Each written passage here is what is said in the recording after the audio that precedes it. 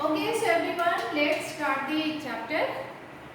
Let's continue the chapter, not start the chapter. चलो, तो हम क्या कर रहे थे सबसे पहले? This is chapter number 9, women caste and reform. Women में हमने बात की थी सती सिस्टम की, सती प्रथा की.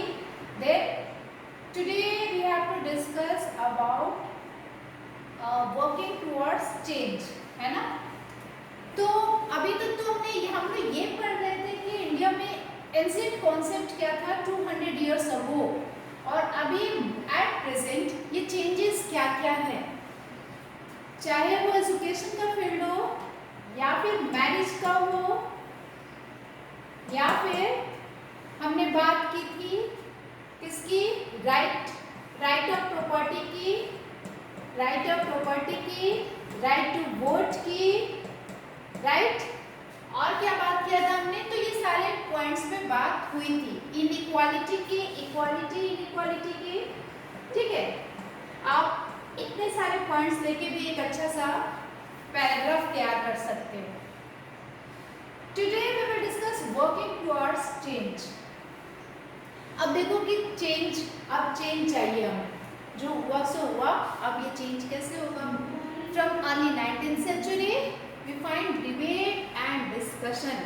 जब लोग अवेयर होना शुरू होते हैं तो वो बात करना शुरू करते हैं, वो डिबेट करते हैं, वो डिस्कशन करते हैं किस चीज़ पे, जो समाज में हो रहा है, जो सोशल कस्टम्स हैं, जो प्रैक्टिसेस हैं, जो बहुत ही उनको अफेक्ट कर रही थी, जो सोसाइटी में हो रही थी, उससे बहुत ज़्यादा इफेक्ट हो रहा था, क्योंकि देख ही रहे थे क्या क्या हो रहा था.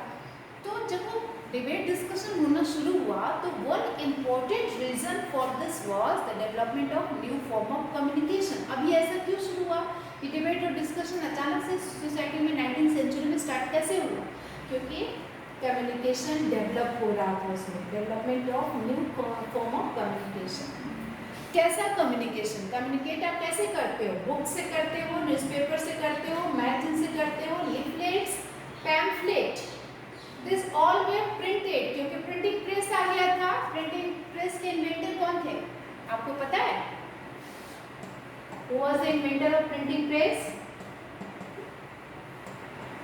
गुटेनबर्ग उनका नाम था, याद रखना, गुटेनबर्ग. इसको ना कुछ चीजें याद रखा करो. गुटेन BURG बर्ग, ठीक है. तो इन्होंने प्रिंटिंग प्रेस, क्योंकि आपको पता ही है कि इंडस्ट्रियल रिवॉल्यूशन ऑलरेडी स्टार्ट हो चुका था ब्रिटेन में. टाइम पीरियड क्या था इंडस्ट्रियल रिवॉल्यूशन का, बताओ class.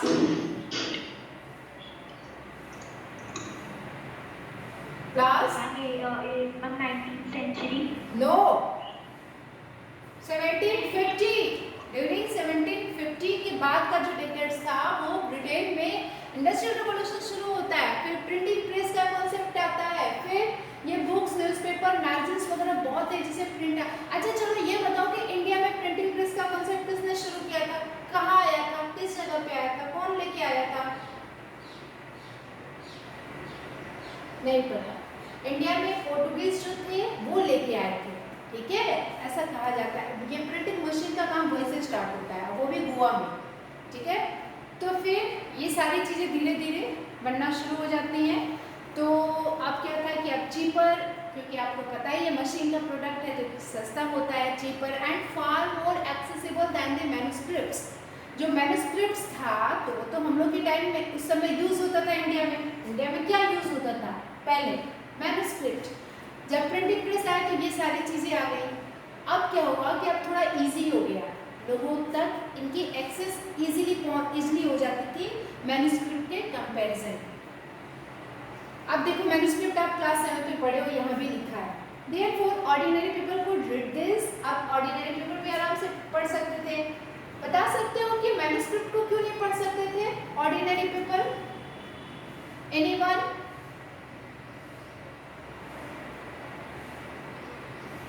Ma'am, can you please repeat the question?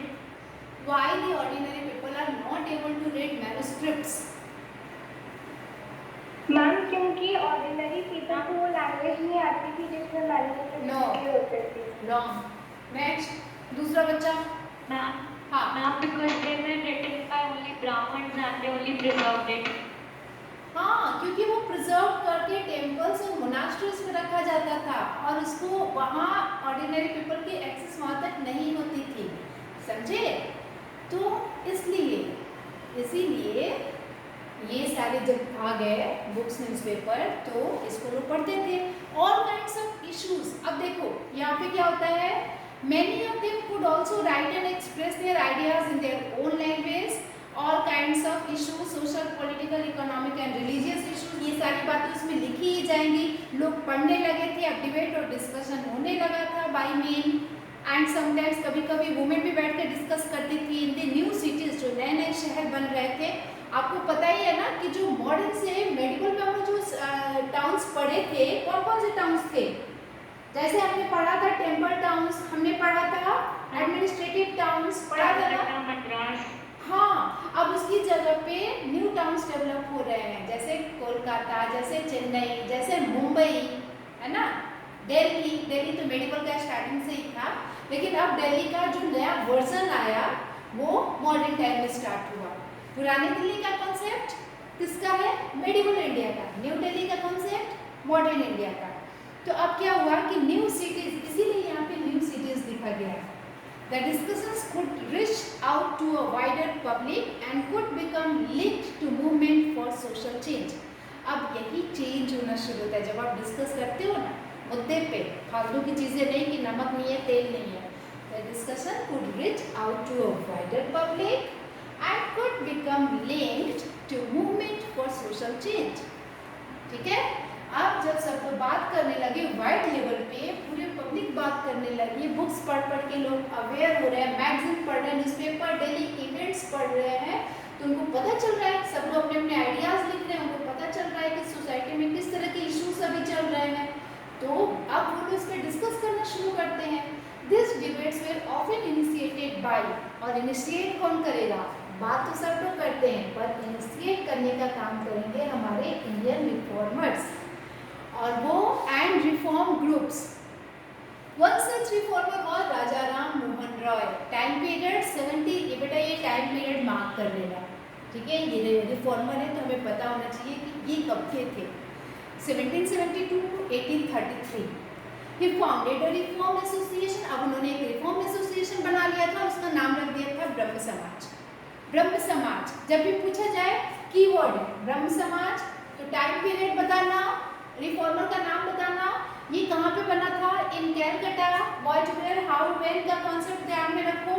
And people such as Raja Ram are described as reformer because they felt that changes were necessary in society, क्योंकि उनको लगता था कि भाई चेंज होना तो बहुत जरूरी है अपने इंडिया में। एंड अनजस्ट प्रैक्टिसेस, जो अनजस्ट प्रैक्टिसेस हो रही है, गलत जो मान्यताएं चल रही है, जो ट्रेडिशंस यहाँ पे अपने इंडिया में फॉलो हो रहे हैं, उसको needed to be done away, उसको जरूरत है उसको वहाँ से हटाने की। They thought that the best way to ensure such changes was by परsuading people to give up old practice and adopt a new way of life. राजा राम मानते थे कि अब क्या है कि जो, क्योंकि ट्रेडिशन चला आ रहा है, लोग उसको फॉलो करते आ रहे हैं, सब आँख बंद के फॉलो कर रहे थे, ठीक है? और तब राजा राम ने कहा कि हमें बहुत ज़रूरी है जो ओल्ड पीपल हैं, जो ओल्ड प्रैक्टिसेस चली आ रही है, उनको परसुएड करना, उनको बताना, समझाना और उनको कहना कि आप इसको छोड़ के एक नई वे ऑफ लाइफ देखिए। आपको पता है, मैं एक न्यूज़ देख रही थी, मध्य प्रदेश का न्यूज़ था, एक गांव था, उस गांव में सोचो आज जो हमारी साइंस एंड टेक्नोलॉजी इतनी डेवलप हो चुकी है, उस गांव में देखा मैंने कि जो रिचुअल करा रहे थे, कुछ ऐसा पूजा का संस्कार हो रहा था वहाँ पे, और एक वुमेन है, उसने क्या किया कि सीधे लाइन वो बनी थी, आग जला करके रखा हुआ था और उसके ऊपर तवा रखा हुआ था, और वो वुमेन उस तवे के ऊपर चलती हुई उसको पार कर रही थी। ऐसा माना जा रहा था कि जो इसको पार कर लेगी ना, उसकी सारी मान्यताएं पूरी हो जाएगी, मन्नत पूरी हो जाएगी। तो समझो कि आज भी हम लोग कहीं ना कहीं इन सब चीज़ों को फॉलो कर रहे हैं, तो अब कौन आएगा सोशल रिफॉर्मर के रूप में? आप देखिए, अभी केबीसी का कॉन्सेप्ट बता रही हूँ। केबीसी में एपिसोड्स आते हैं करमवीर का।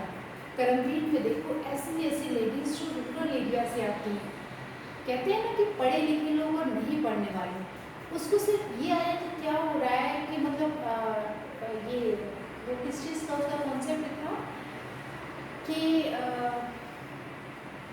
हाँ वुमेन के लिए जो सवाल नंबर आ रहा था तो सारे वुमेन को इकट्ठा करके उसको क्राफ्ट प्रोडक्शन सिखा रही है कि कैसे आप लोग अपने हुनर की वजह से कि आप कैसे कैसे कमाई कर सकते हो, खुद को एम्पावरमेंट बना सकती हो, पावरफुल कैसे बना सकती हो। तो उसने सभी ग्रुप्स में लेडीज़ को इकट्ठा किया और वो बता रही थी अमिताभ बच्चन को कि सर इस तरह से ये चीज़ें हमने की, ठीक है। तो कुछ कुछ एपिसोड्स देखा करो जो इम्पोर्टेंट होते हैं। तो अब क्या हुआ कि हाँ, तो मैं बात कर रही थी राजा राम की। तो राजा राम ने कहा कि भैया ये तो ओल्ड प्रैक्टिसेस चली आ रही हैं, सती प्रथा में क्या औरतों की हालत हो रही है, अब इसको दूर करना है। तो वो परसुएट करने लगे, लोगों को बताने लगे कि इसको छोड़ दीजिए और एक नया तरीका, न्यू वे ऑफ लाइफ आप यूज इसको प्रैक्टिस में ले आओ। राजा राम, यही है राजा राम, ठीक है। Raja Ram was keen to spread the knowledge of, अच्छा देखो, keen to spread the knowledge of Western education and bring out greater freedom and equality for women. वो वेस्टर्न एजुकेशन की तरफ वो इंक्लाइंड थे, उनको पता था। देखो मैं आपको एक बात और बताऊंगी कि जैसे हम लोग का जो है, हम लोग का तो ऑलरेडी सब कुछ साइंस से भरा हुआ है, फुल ऑफ साइंस। जो हमारे वेद पुराण शास्त्र में जो कुछ भी लिखा है उन सब के पीछे एक साइंटिफिक रीज़न है। अब वेस्टर्न एजुकेशन में ज़रूरी नहीं है कि अगर हम बाहर की चीज़ों को अडॉप्ट करते हैं तो ये गलत है। वहाँ की जो अच्छी चीज़ें हैं उसको आप एक्सेप्ट करो, अपने देश की अच्छी चीज़ों को करो और दोनों को मिक्स करके आगे बढ़ो, ठीक है। तो वेस्टर्न एजुकेशन की तरफ ये इंक्लाइंड थे, इनको अच्छा लगता था वहाँ की बहुत सारी चीज़ें। तो उन्होंने क्या किया कि वुमेन के फ्रीडम और इक्वालिटी के लिए वो वहाँ से नॉलेज को स्प्रेड करने लगे, मतलब वो बताने लगे। He wrote about the way women were forced to bear the burden of domestic work. वो बता रहे हैं, जैसे हमने पढ़ा था ना कि वुमेन को कैसे डोमेस्टिक हेल्प की तरह उसको यूज़ किया जाता है घर में, उसकी डोमेस्टिक वर्क को वैल्यू नहीं मिलती है, जो हमने 7th में पढ़ा था। Confined to the home and kitchen and not allowed to move out and become educated. पहले तो यही कॉन्सेप्ट बना था ना कि वुमेन का मतलब क्या है, कुछ किचन का काम। पहले तो एक लाइन बोली जाती थी, पढ़ लिख के गवर्नर बनोगी क्या, और आज देखो लड़कियाँ गवर्नर बनती हैं, ठीक है। तो ये कॉन्सेप्ट ही खत्म हो गया। तो ये इस तरह का काम किया था राजा राम मोहन राय ने। हाँ बेटा। Ma'am, as we know that the women can remarry, so ma'am, which reformer has suggested that women can remarry the widows? ये विडोज के लिए ईश्वर चंद्र विद्यासागर का नाम आता है और राजा राम मोहन राय का कॉन्सेप्ट तो हमने ये पढ़ा कि सती प्रथा के लिए राजा राम का नाम आता है, ठीक है। विडो रीमैरिज में उनका भी नाम था ईश्वर चंद्र विद्यासागर का और तो बस अभी तो यही दिमाग में है, अभी देखते हैं शायद इससे कुछ मिल जाए। हाँ शायद उन्हीं का नाम आता है, चलो अभी पढ़ेंगे तो समझ में आएगा। राजा राम का changing the life of widows, अच्छा विडोज में इनका भी रोल है। Ram Mohan Roy was particularly moved by the problems widows faced in their life. He began a campaign against the practice of sati, ये सती वाला ही कॉन्सेप्ट है। Raja Ram was well versed in Sanskrit. अब देखो वो खुद नॉलेजेबल थे, आपको किसी को सुधारने के लिए पहले अपने आप को पावरफुल बनाना होगा। वो कैसे बनेंगे, अपने नॉलेज को स्ट्रॉन्ग बनाया। संस्कृत में वेल वर्स्ड थे, Persian and several other Indian and European language. He tried to show through his writing that the practice of widow, वो लिखते थे कि कैसे practice of widow burning had no sanction in ancient text, कि आप लोग जो कहते हैं ना सती प्रथा, इसका एंशिएंट टेक्स्ट में तो कोई है ही नहीं, कुछ है ही नहीं, आप अपने मन से कर रहे हैं, विडो बर्निंग कर रहे हैं आप। वो बताते थे, ऐसा लिख लिख के वो बताते थे। By the early 19th century, as you have read in chapter 7, many British officials had also begun to criticize Indian tradition and customs. आपने ये भी देखा होगा कि ब्रिटिश जो थे वो कैसे हमारे कस्टम्स को क्रिटिसाइज कर रहे थे, पर जो गलत था वो गलत है। They were therefore more than willing to listen to Ram Mohan Rai, who was reputed to be a learned man. In 1829, time period याद रखना, सती प्रथा was banned. 1829 में राजा राम मोहन राय ने जो रिपोर्ट किया था और जो गवर्नर जनरल थे विलियम बेंटिक, उनकी मदद से ये सती प्रथा बैन हो गई। The strategy adopted by Ram Mohan Roy was used by later reformer as well. अब इनके बाद में भी जो रिफॉर्मर्स हैं, इनका टाइम पीरियड याद रखना। Whenever they wished to challenge a practice that seemed harmful, they tried to find a verse or sentence in the ancient sacred text that supported their point of view. ठीक है. Then they suggested that the practice as it existed at present was against early tradition. इसका मतलब समझो इस line का, second line का, जब वो चाहते थे एक चैलेंज किए ना इस तरह की मान्यता को जो हमेशा से चली आ रही थी, क्योंकि उनको लगता था कि ये सही नहीं है, तो उन्होंने क्या किए, they try to find a words और सेंटेंस इन द एंशिएंट. अब वो कोशिश की कि देखें तो जरा एंशिएंट सेक्रेड टेक्स्ट में कहाँ लिखा हुआ है. ठीक है. और तब उन्होंने कहा कि ये सब ऐसा कोई कॉन्सेप्ट नहीं है. ठीक है. Then they suggested that the practice. चलो अभी आ जाओ नेक्स्ट पे. अब ये एक नया सिस्टम क्या है, hook swinging festival. In this popular festival devotees underwent a peculiar form of suffering as part of a ritual worship. देखो ये भी एक रिचुअल वर्शिप का पार्ट है, जिसमें इस तरह से डिवोटीज को जो भक्त होते थे ये फेस्टिवल में उनको टांग दिया जाता था. With hooks passed through their skin, they swung themselves as on a veil. In the early 19th century, when European officials began criticizing Indian custom, और इस तरह से जब होता था ना तो यूरोपियन ऑफिसर्स आ जाते थे मेला देखने के लिए, तो वो इस तरह से क्रिटिसाइज करते थे इंडियन कस्टम्स और रिचुअल्स को, और कहते थे कितने बार्बरिक लोग हैं, कितने अनसिविलाइज्ड लोग हैं. इसीलिए वो कहते थे क्योंकि कुछ चीज़ें ऐसी होती थी. अब ये पिक्चर आप देख लो, इससे आप क्या भाव, ये कैसा रिचुअल है जिसमें उसके स्किन से उसको लेके उसको बांध करके उसको इस तरह से स्विंगिंग कराया जा रहा है. ठीक है. This was one of the ritual that came under attack. बाद में ये भी रिचुअल को ख़त्म किया गया. ठीक है. ये सोर्स वन क्या है, advocate of sati, opponent of sati. जो सती को मानते थे वो क्या कहते थे, जो उसके अपोनेंट थे वो क्या कहते थे.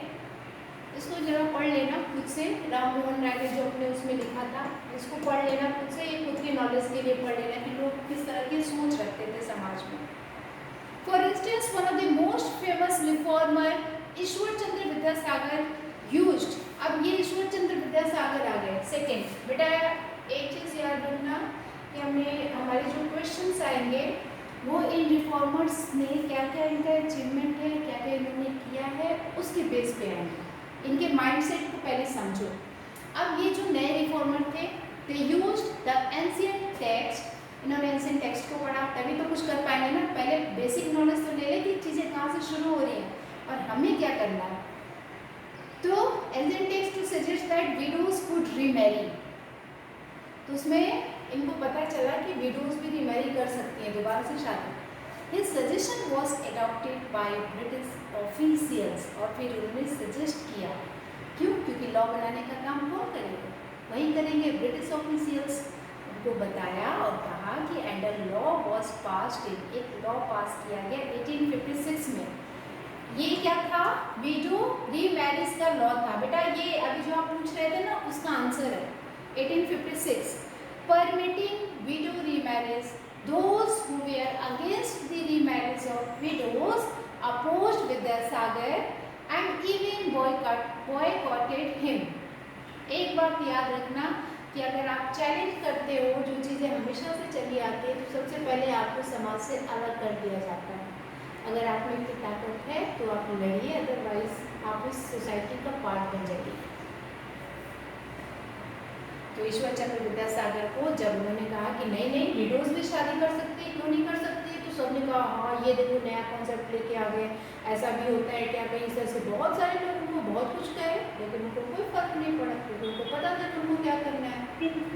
तो द मैरिज ऑफ विडोज को अपोज्ड विद्यासागर ने अपोज्ड किया, लोगों ने उनको बॉयकॉट किया. No problem. आगे देखो.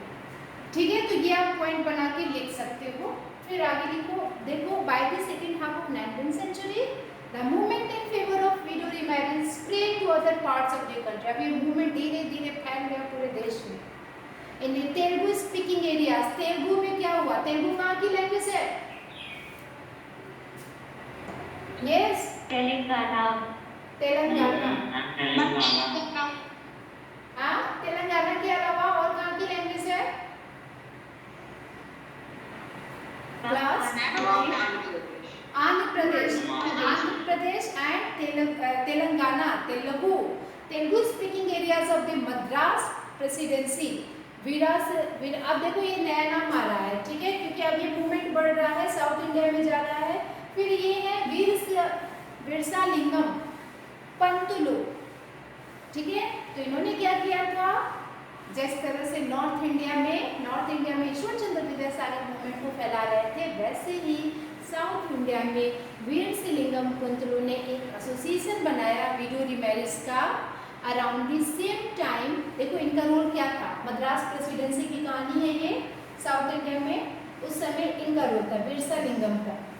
तो जैसे ही टर्म मैं बोलूँ कभी कि विरसालिंगम कौन थे, तो आपको तुरंत दिमाग में आना चाहिए। तो तेलुगु स्पीकिंग एरियाज में इन्होंने भी विडो रिमेरिज के लिए मूवमेंट चलाया था।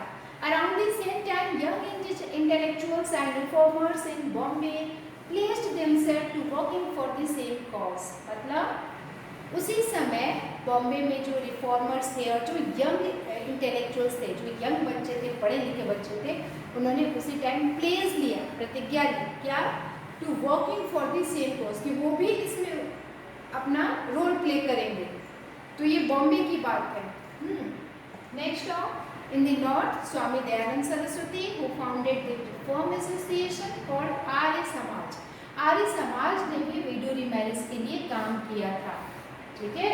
तो हमने कहानी कहाँ से स्टार्ट होती है, किस रिफॉर्मर से, ईश्वर चंद्र विद्यासागर से, और वहाँ से धीरे धीरे बाकी जो सोसाइटी बनी थी, जैसे आर्य समाज हो गया, जैसे विरसालिंगम पंतुलु ने साउथ इंडिया में किया, जैसे बॉम्बे में यंग इंटेलेक्चुअल्स ने किया, दयानंद सरस्वती ने किया, ठीक वैसे ये मूवमेंट बहुत तेजी से विडो रिमेरिज का पूरे इंडिया में फैलने लगा। ये the number of widows who actually remarried remained low, those who married they are not easily accepted in society. अब देखो, अब ये हुआ कि भाई शादी तो होगी, लेकिन शादी होगी तो उसको सोसाइटी में एक्सेप्ट नहीं किया जाएगा। अभी अगला प्रॉब्लम आया, एंड कंजर्वेटिव ग्रुप्स, यहाँ पे कंजर्वेटिव ग्रुप्स उसको कहते हैं जो चेंज करने के लिए तैयार ही नहीं होता है, उसको कंजर्वेटिव कहा जाता है। तो continue to oppose the new law. अब क्योंकि ये लॉ बन गया था विडो रिमेरिज एक्ट 1857, तो लोग उसको अपोज कर रहे थे और कंजर्वेटिव ग्रुप तैयार नहीं थे, ठीक है। तो ये था ईश्वर चंद्र विद्यासागर की कहानी, ठीक है। हमने राजा राम को पढ़ लिया, ईश्वर चंद्र विद्यासागर को पढ़ा, और ये इनकी पिक्चर है। अब हमारा जो नेक्स्ट टॉपिक है that is girls begin going to school. Girls school जाना शुरू करती हैं। Class just a minute.